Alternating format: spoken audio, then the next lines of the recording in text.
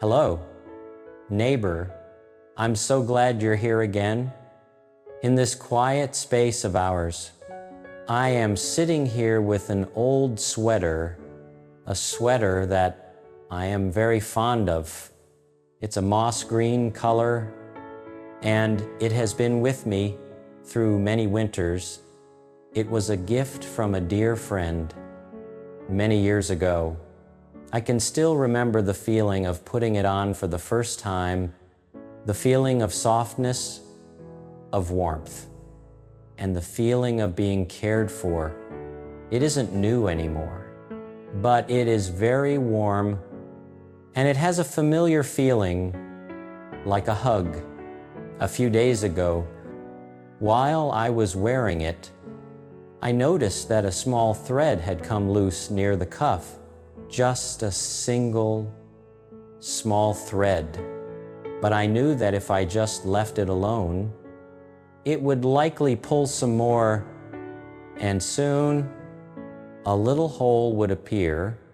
So today, I decided to mend it.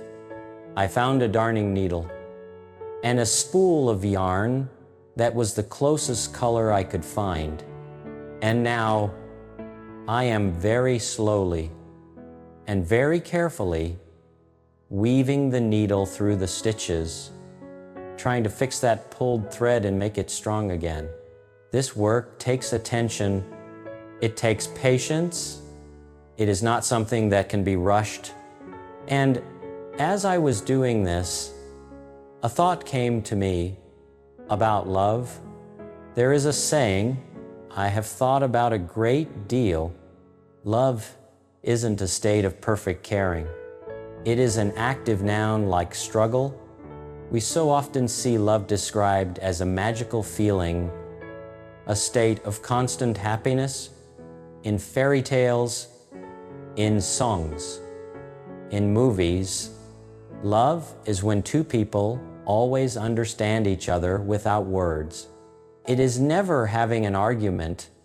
It is a perfect harmony, without a single cloud in the sky. The stories often end the moment they get together, and then they lived happily ever after. And it is very natural to want that. We all long for a connection that is easy and peaceful, but those stories leave out the most important part, the ever after. That part is not a static state. It is a series of countless ordinary days with their small joys and their inevitable challenges. Believing in a perfect, effortless love can accidentally place a burden on us. When difficulties arise, we might think, perhaps this love is wrong. Perhaps it isn't real. But real life with real people is different. Real life is more complicated, and real people are not perfect. And perhaps the truest beauty of love is not found in its flawlessness. It is found in that very action we call struggle. It is like what I am doing with this sweater. Love is not a sweater that never gets a snag or a pulled thread. Love is when you see that a thread has come loose. You don't throw the sweater away. You sit down, you find a needle and thread, and you begin the patient work of mending that word, struggle. It can sound so heavy, so tiring, but maybe we can look at it in a different way. The struggle here doesn't have to mean a constant, joyless battle. It can mean an active engagement, a conscious action. It is the choice we make every day to cultivate a relationship. So what does the struggle of love look like? First, it is the struggle to understand. No two people in the world have the same inner life.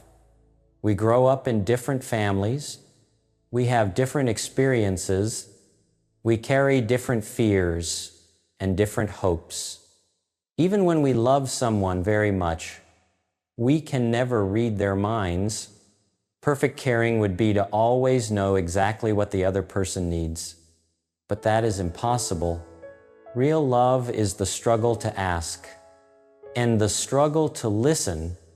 I think of two neighbors, Mr.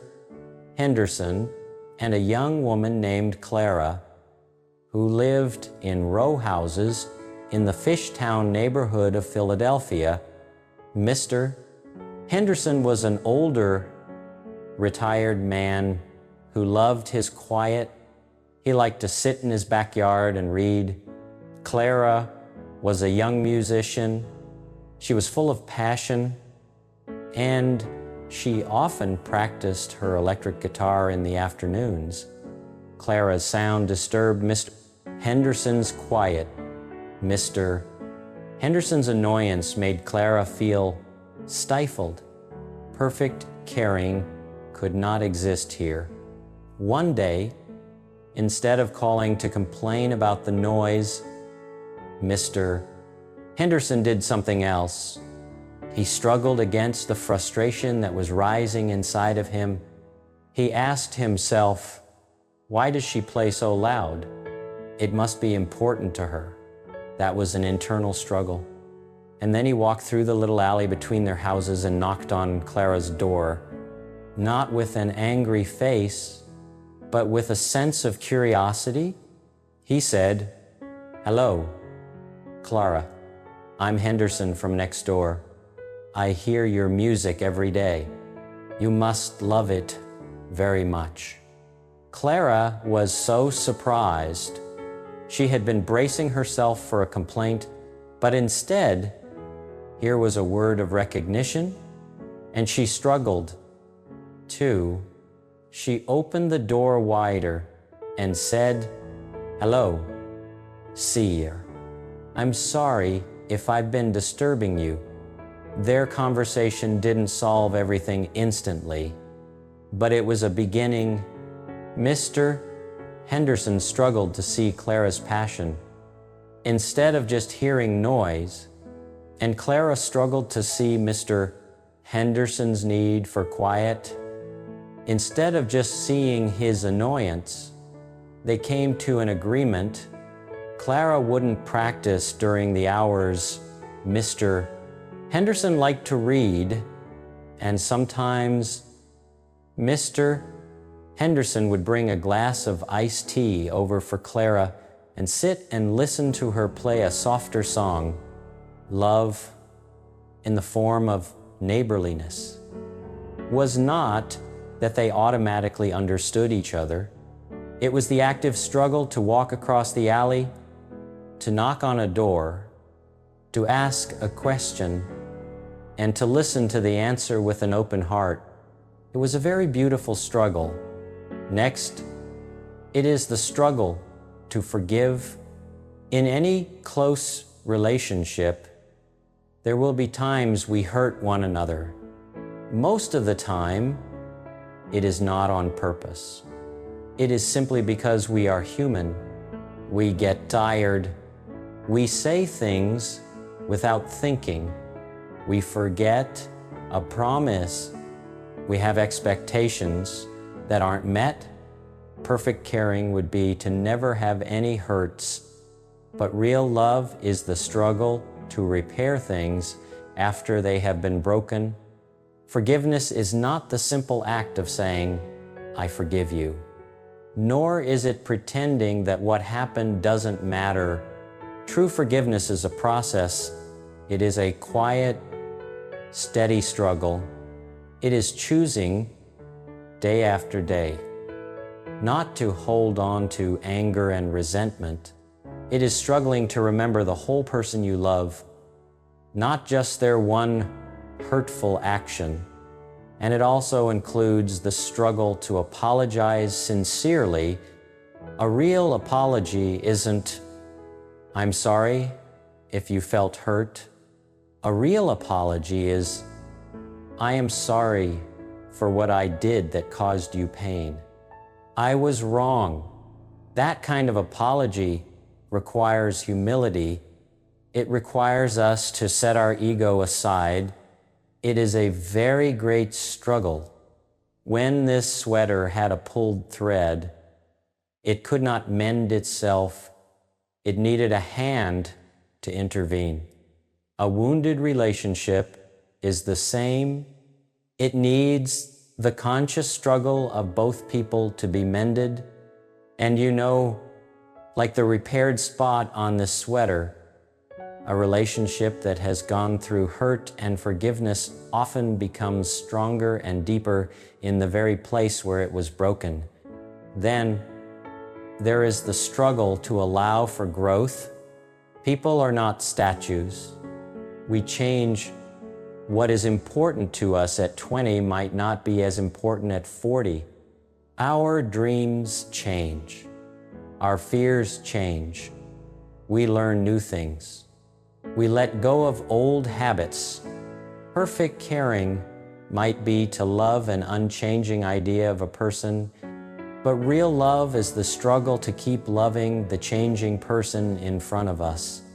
It is the struggle to give the other person the space they need to grow. Even when that growth feels uncomfortable or unfamiliar to us, perhaps a spouse, after years in a stable job, suddenly wants to go back to school to follow a forgotten passion. That can turn a family's life upside down. It can bring financial uncertainty. The struggle here is for the other partner to say, "This is scary, but I see the light in your eyes when you talk about it.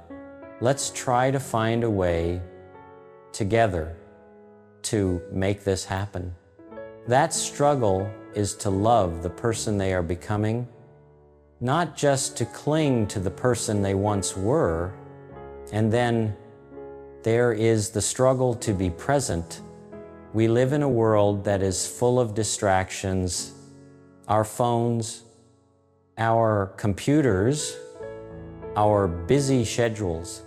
We can be in the same room with the people we love, but our minds can be miles away.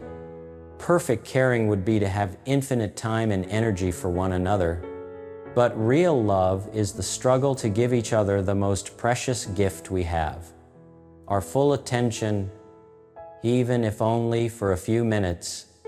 I think of the young mother, Sarah, that we have spoken of. She comes home from a long, tiring day at work. All she wants is to sit down in silence, but her little boy runs to her, holding a drawing, excited to show her. In that moment, Sarah has a choice. She could say, "Just a minute, honey, mommy's tired." That is a very human reaction, but instead, she struggles. She takes a deep breath. She puts down her bag. She sits down on the floor at eye level with her son, and she says, "Oh, a picture. Tell me all about it." For those 5 minutes, she doesn't think about work. She doesn't look at her phone. She is just there, completely there, with her son, listening as he explains about the purple dinosaur and the green sun. Those 5 minutes, that is an act of love. It is a struggle against her own exhaustion. And for her little boy, those 5 minutes of his mother's full presence mean more than an entire weekend where she is physically there, but her mind is elsewhere. The gift of presence is so powerful. And finally, there is perhaps the most difficult struggle of all. It is the struggle to love ourselves. We cannot give to another person what we do not have for ourselves. If we do not know how to treat ourselves with kindness, it is very difficult to offer a sustainable kindness to others.